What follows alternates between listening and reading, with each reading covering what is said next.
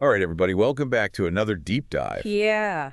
Today we're looking into Wallis Simpson. Oh, yeah. You know, the American socialite Of course. who King Edward VIII abdicated the throne for It's a great in story. 1936. Yeah.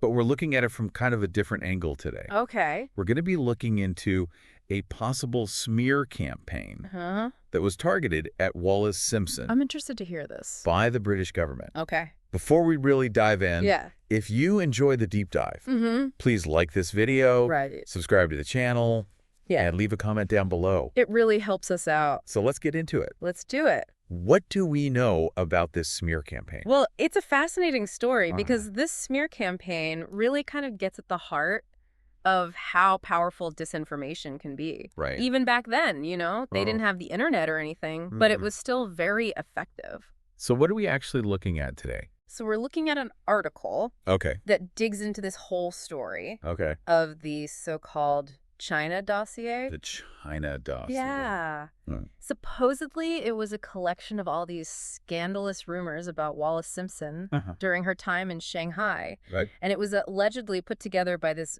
British spy master Really? named Harry Steptoe. Okay, so we got spies involved now. Yeah. So it was already pretty juicy, right? Yeah, so this dossier, Mm-hmm. it was never actually found. Right. So how do we even know about it? That's the interesting part. Okay. So the article focuses on how, Yeah. even though the dossier has never been found, Okay. the rumors that it existed Uh-huh. spread through British high society like Exactly. wildfire. So just the rumors themselves Yeah. were enough to do damage to her reputation. Especially in those circles. Makes sense. High society back then. Yeah. You know, It was all about reputation. word of mouth, that's all they had. So why would they go through all this trouble? Well, the article suggests that they wanted to prevent Edward VIII from marrying Simpson At all costs. at all costs. Okay. The British establishment was really concerned about this. I can imagine. Yeah. The king Yeah. marrying an American divorcee, Right. they thought it would destabilize the entire monarchy. Yeah. I mean, it's not a good look, No. you know, For the king for the royal family. to go against basically their traditions like that, Right. you know? It's a big deal. It's a big deal. And so instead of trying to stop the king, Right. they just went after her reputation. They tried to discredit her, I see. make her look bad. So what kind of rumors were they spreading about her? Well, some of them were pretty wild. Like what? The dossier claimed that Simpson was going to brothels in Shanghai Oh, wow. and that she learned this Yeah. particular technique Okay. called the Shanghai grip.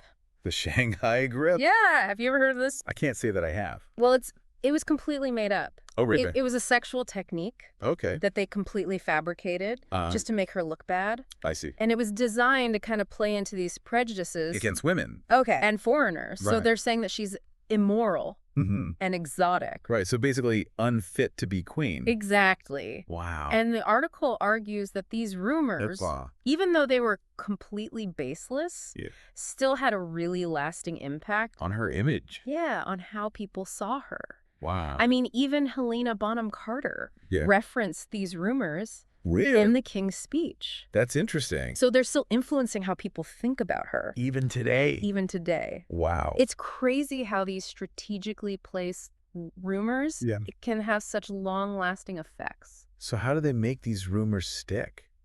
Because people don't just believe anything they hear, right? You would think. So this is where it gets really clever. Okay. So Steptoe, the spy master, Yeah. he didn't just like make up these stories from scratch. Uh-huh. He took existing rumors from Chinese society Okay. and he pinned them on Simpson. So he repurposed them. Yeah, exactly. Interesting. And this made them seem more believable. Right, because there's like a grain of truth there. Right, exactly. Even if those original rumors weren't really reliable, it just made it harder to refute. It makes sense. Yeah. So do we have any specific examples of this from the article? Yeah, so for example, there was a rumor going around Okay. that Simpson had posed for nude photos. Oh, wow. And that was actually based on a real event Okay. involving a journalist named Emily Hahn Okay. and a hotelier named Victor Sassoon. Okay. But the thing is, Simpson wasn't even in Shanghai at the same time. I see. So they just took that event and applied it to her. Exactly. Oh. And then there was another rumor that she was a gambler and an opium addict. Right. And this one was lifted straight from a play. Oh, wow. They weren't even hiding it. Right. It was just like blatant lies. But even though these rumors were totally fake, yeah. they still worked. Right. They fueled public disapproval of the relationship and ultimately contributed to Edward abdicating. Wow, that's so powerful. It's crazy, right? The power of just like... disinformation. Yeah, disinformation. It's a reminder to be really careful about what we believe. Especially when it plays on people's existing fears and prejudices. Right, exactly. So this was obviously a long time ago. Yeah. But do you think there are parallels today?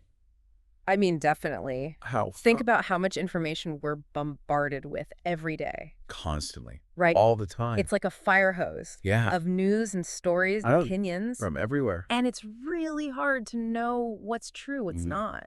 It's exhausting. It is. And even try to figure it out. And this China dossier, it's like a reminder. Of what? To be critical thinkers. Right. To always question the information we're given.